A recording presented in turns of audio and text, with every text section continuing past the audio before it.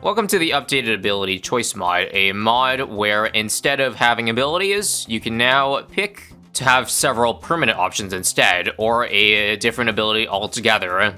Essentially, there's a red icon, which is a permanent but weaker effect of the ability, and then a blue icon, which is a new effect based on the theme of the path. You may have seen me cover this mod on this channel like many years ago, but this is a pretty big update because it finally adds the choice for Paragons. Now we can turn every Paragon with an ability into something that is much easier to use, so I'm going to go over all of that in this challenge here. And the challenge on Ancient Portal is simply, I'm going to get every Paragon to the max degree on this map and see how long it can last on easy. Just to cut out the fluff, we're going to also use mods just to get the degree hundreds immediately. So none of that farming or build up is required. We're going to start the first one at the weakest Paragon with an ability, which I believe is Tack. Note this also applies to the tier 5s as well. That's why there's no ability. Instead, we got a Maelstrom shooting intermittently at a much slower rate. So what does the Crucible of Steel and Flame look like now that we don't have the Meteor Tech or the Maelstrom? Basically, the Maelstrom just makes the area that the blades go in a lot bigger. So my guess is it will simply just be like if you had the ability. Occasionally, you see, it shrinks back down to a small radius, but for the most part, it's got the wide radius. And the Meteor Attack, which used to launch every 60 seconds with the ability, seems to launch, I don't know, once every 10 seconds, but as they say, with a much weaker effect. In fact, Doom Bubbles, the GOAT, updates these like descriptions as well, so we can see that it's exactly as I described. It occasionally launches a meteor at the strongest balloon, and then sometimes shoots jets out with increased lifespan. So that's the red version, aka the permanent but weaker version. What does the blue version do? To access it, all we gotta do is go to upgrade tier, and notice this red lightning flash here. If we right-click it, we turn it to blue, and we just need to exit and go back in to have the effect available. So now that we jump back in, you can see that instead of a meteor, there is none. Instead, it's just constantly shooting out fireballs slowly. The description does not upgrade, apparently, over here, but if you go to upgrades, the description in here does upgrade. So it says, constantly shoots homing fireballs, and sometimes shoots jets of flame with increased lifespan. So the only difference is really, they exchange the meteor for fireballs. Nothing too crazy about these changes, to be frank, but the other Paragons, I think, will differ quite a bit. And also, I think because we have the choice, I'm gonna think about which of the red or blue is better for late game. I think for the Tack here, I think I'd rather have meteors. Meteors do a brunt of the bad damage, single target, which is probably what we need more than fireballs. And plus, meteors spew out fireballs anyway, so we get the most of both worlds. If I'm being honest, though, this decision does not matter at all because the Tack is the weakest Paragon. So, it won't matter once we get to round 300. How does degree 100 do against the FBAT at 140? Now, just for a reference, this Paragon on a good map dies on about round 200, so as expected, easily passes it. Now, I'm assuming some of you are thinking right now, why am I not doing this kind of challenge on logs? Normally, I do this on, like, the easiest map, but I don't know. I feel like I should give it a change, because we already know Paragons on the longest maps or easiest maps will breeze through rounds easily. So how about we just pick a slightly tougher map, and possibly that can change the strategy going forward. I think we probably die here with two coming in. Oh wow, I didn't die. I clutched it because on this map you can spawn out the totems for a massive stun. So, oh, I don't have it now though, so GG. Well, time to spawn in the second Paragon. Since I already have the subs down, let's do the Nonic Siege Core. And for the red version of this Paragon, instead of having an ability that only works every 3 minutes, this time it occasionally fires a radioactive missile at the strongest balloon. So, like, kind of like the Tack Paragon Meteor, and that the cooldown is much shorter, but it's much weaker as a consequence. Let's take a look and see what that changes here. I'm gonna have to unsubmerge it though, because I know for right now, I don't have decamo. Okay, now that we got that, now we can put back in first. And man, I think I like the red more than the permanent, well, yellow, because it's a lot of radioactive fallout that I'm pretty sure adds up to a decent amount of damage. And also, if you don't mind me, I'm just gonna get rid of the Tack Paragon because honestly, it's hard to see the other Paragons if I have the largest cluttered monkey or Paragon in the way. So we'll bring back the Crucible Steel and Flame once we get every Paragon before that. And so you can see it in its mighty glory. I don't have the math on me, but looks like, I don't know, every 30 seconds? No, not 30. Probably every 20 seconds it shoots, so an ability that's multiple times faster. What about the blue, though, aka different effects? Well, let's head on over to upgrades, change it, and read the description. The only difference seems to be the normal attacks leave behind radioactive fallout. I don't think we necessarily have to play or go back to the game to look at what that's going to be, because it's just like the Tack Paragon. I think if I had to choose, I would rather have, again, the single target missile that also spawns out the gunk, the goo, the gooey stuff. And also, I don't think this will survive much further than the attack. Mostly because it's, I don't know, it just sucks, okay? So it dies 4 rounds later than the Crucible. Time for the next Paragon then. Let's do Engineer because that would probably be pretty hype. Instead of having to spawn the mini sentries one at a time now, I think it will spawn for us. Or actually, no, that's not the case. You see, it still has 2 icons, which is interesting, but that's because the change is not to permanent abilities for the most part. Instead, as you see, the overclock ability can now overclock other Paragons one at a time, and then the 3 Mega Sentries will create small explosions periodically instead of on death.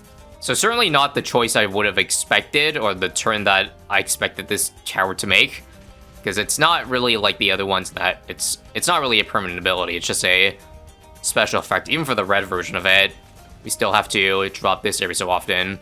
But the overclock's different. A permanent thing, right? So if I just give this overclock, oh, it doesn't even have the icon. It's just a permanent attack debuff that is soaked into the tower itself, eh? Like, yeah, see? I press the power glove again, and the old tower is not selectable. It seems to do a tech bot linking effect to it. That's kind of cool, don't you think? And now for a gander at the blue icon of NG Paragon. Instead of the permanent overclock, it's now nearby Paragons are partially overclocked, which I feel like I'd rather have, right? Because if we're going for a Paragon only run at the very end of this, then I don't know. I feel like that would be better. Surely it's gotta be better, right? I don't have the stats in front of me, but I feel like if it didn't, then the red would be better at every single point if it can give the same buff as the blue, but permanently. It's weird as I could still overclock the other monkeys, even though it was supposedly a permanent boost, but not the sub. Strange. So now I'm testing with the blue, and as you can see, the icon is back on the sub Paragon, and I don't have to press the manual button anymore. So I think if I had to choose, I think this one will be the blue for lazy reasons. Plus, that's what ability choice is for in the first place, this mod. Pretty much no need to replace the sentries also, because they don't create an explosion, and they're already in the best spot on this map. It can hit balloons 100% of the time. Now, let's bring on round 200. Do these 2 Paragons have what it takes? 20% down, 40, 60, 80, and we do. We do pull through. Before I get cooked to round 210 or further, looks like we're gonna die very soon. Let's get our 4th Paragon with an ability out of 7. What's cool also is that before even dropping the Paragon, you can see where it'll be in range of the blue ability. It seems to be a pretty massive radius, so that's good to know. And 211 is the end for us, so good timing, eh? What the Navark of the Seas does at red is it occasionally uses a Mega Hook to destroy the strongest non-lost balloon on the screen. Change it to cash, don't mind me. I'm not sure if this means you can bypass the 2 hooks per round on bads that you normally can do. If that's the case, then that's mega broken. I guess we'll have to keep a careful eye in the late game. This thing is, for now, probably going to carry us through the mid-200s, considering we don't have to worry about bad HP if it's just going to eat all of them in, until there's too many bads on screen. So far, I have seen it confirmed hook in 2 of them. Okay, 1 bad hooked in this round. Do we see 2 or 3? Waiting. Still waiting. Nope, we're just popping them manually. No hook in. Can it clutch up, or is it not going to activate it? Damn. No activation. The blue version of the Navark now changes its ability to use nearly all of its hooks in order to destroy a bad balloon. In case that's a bit confusing, the GitHub version of this mod says it will destroy bad balloons if it uses 8 out of 10 hooks at once, which is talking about, I think, the mini hooks that it does, the mini bursts that can't target bads normally. So I'm thinking, or I'm assuming that instead of using those 10 hooks on mini balloons, what it means is that it's going to use 8 of the 10 on a big bad, so it can hook in 2 minis and 1 big bad. There's number 2 of the round, I believe. Can we get a third? If it's a third, this boy is a keeper. I think even at 2, it's worth keeping. Oh, 3, okay. It's worth keeping. Still, one small issue of not having an ability is that sometimes it's nice to hold on to a hook in case, like, you end up hooking a bad that is 1 HP.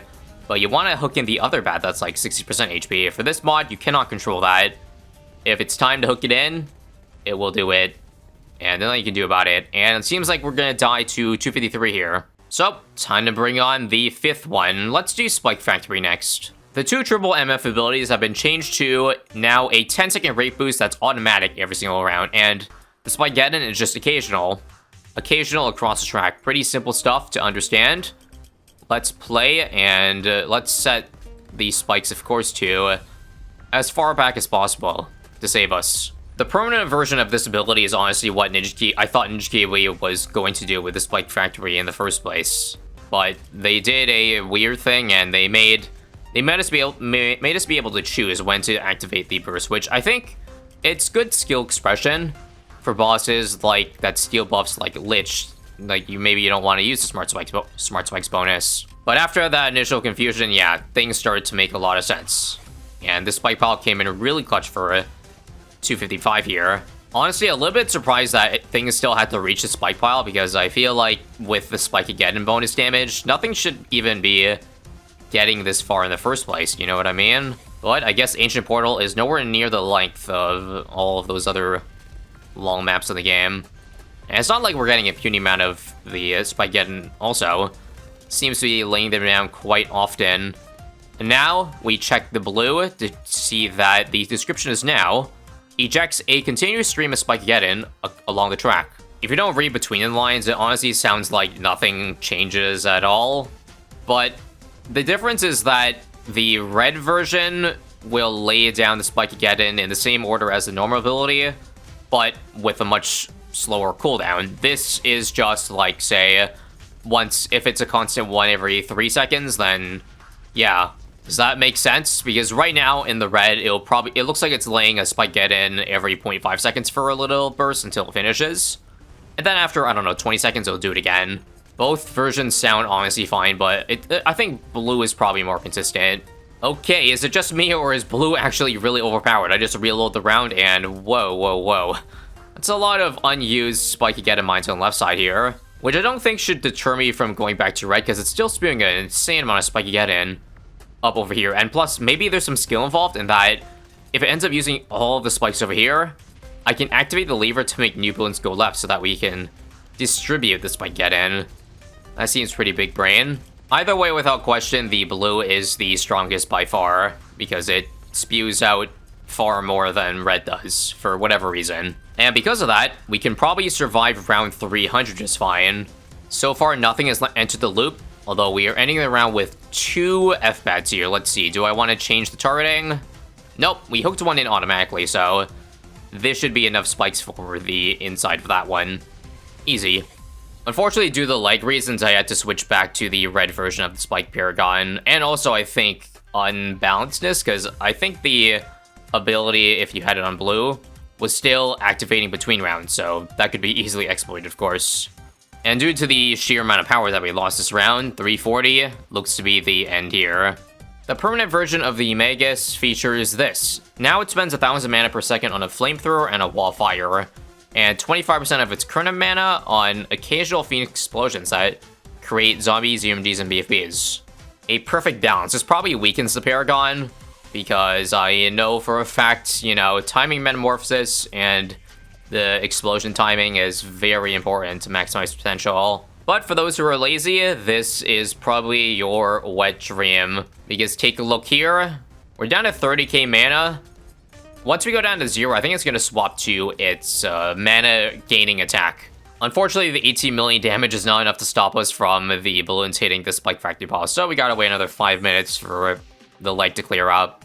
Seems like 19 million damage won't be enough to save this either. Oh yeah, judging by this, I probably gotta go back in rounds, because yeah, the bugged Spike Factory made us get way further than these towers are capable of doing. Where not even the Archmage can save us, the Wizard Paragon. Back down to round 300 then. It should be noted that you can still change when this tower uses mana and when it doesn't. So there's still some skill expression involved, and it seems like even round 300 is going to take us to the spike pile, so time to wait a little bit longer, right? Okay, let me use our mana to maybe save some spikes here. Ultimately, though, it seems like we're holding the line. Only 2 bads left and still a beefy enough spike pile, so very nice. Very nice, Wizard. But what if we wanted to be uber lazy? Well, we can change this wizard to the blue version, which changes it so that it forgoes all necromancy and mana just to use every single one of its attacks at once. Seems like the perfect lazy version, doesn't it? It also feels incredibly cursed that the pop count for the Paragon is now in the middle. It honestly feels almost as good though, because now instead of having to deal with a 0 damage Paragon while it's charging up mana, it's, well, a consistent burst of damage, which might play in our favor when rounds are extended. 313, though, kills us, so that didn't last all too long. So now for the final Paragon, I guess. What does the big plane do? Now, I should mention that I accidentally enabled the blue one first, so the blue one looks like it joins 3 bomber planes that launch homing bombs at the strongest balloon. That seems awfully different. How different? Well, you can already kind of see that. Yeah, it's like the aircraft carrier, but the mini bomber ace planes are flying all together. I assume they split up at some point, but it might take a while here. And even though there's a button here, I can assure you it does nothing. We lose the ability altogether, and these are just bonus damage. They seem to be flying incredibly far away though, so again, I don't know how helpful it's going to be. Only 9 million damage so far this round. That might not be enough to make a difference. Is it really the end already? What the hell? A whole degree 100 ace did nothing there. I guess we gotta try the red version. The red version is pretty predictable. Now it'll just occasionally drop the car bomb ability along the path. So we'll make sure to set it where it hits everything. And let's see if it does more than 9 million damage. If it does, then it's a keeper. I think so far off to a soaring start. Up to 7 million, but oh man, this round doesn't give us a lot of time at all. I think it's death regardless, so I guess it's time to bring in every Paragon. With that said, should I keep the... I think I should keep the blue. It did outperform in the end. So now for the blue Goliath Doomship along with the 4 Paragons that we have remaining. Now begin the true test of how long these guys can survive. Jumping back to the round we died on at 313 here. I have to turn all these projectiles to about 40% size, otherwise it would be literally unwatchable. I think the ninja is probably going to do most of the carry work here. The 25% HP cut on every bat coming in is probably going to be the difference maker, right? Well, it looks like we're going to beat it, but that still got into the circle here, so it's not a good sign. I think for reference, I haven't tried this challenge myself personally, but other people have tried to get to see how long all Paragons can last on logs, for example. And I think it's about around 390. Should give you an indicator of how long you should expect this to survive on Ancient Portal. Granted, again, some of these might be overtuned or undertuned. I think we got rid of the most overtuned though, so it probably should perform in line with how normal Paragons would, except the only difference is that it's all hands off. I get to relax for a little bit here and just watch and enjoy the show, and nothing for me to change other than targeting priorities.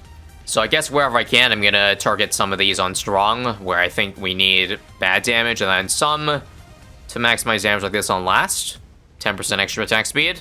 Otherwise, it's a 20 FPS waiting game to see how many further rounds this will survive. My guess is, I don't know, 340? That round that I tried before but died. Round 334 update. Things do be getting sketchy, but I think we're gonna clutch it by the skin of our teeth here. And what did I just say? Round 340? Oh man. That got the exit. That breached every spike. I think it's actually over this round. You can't make this up. Oh. I think we got one boat clutch. Boat here might just be proving me wrong. Can I hook in another one and save us from death on near certain death on 340?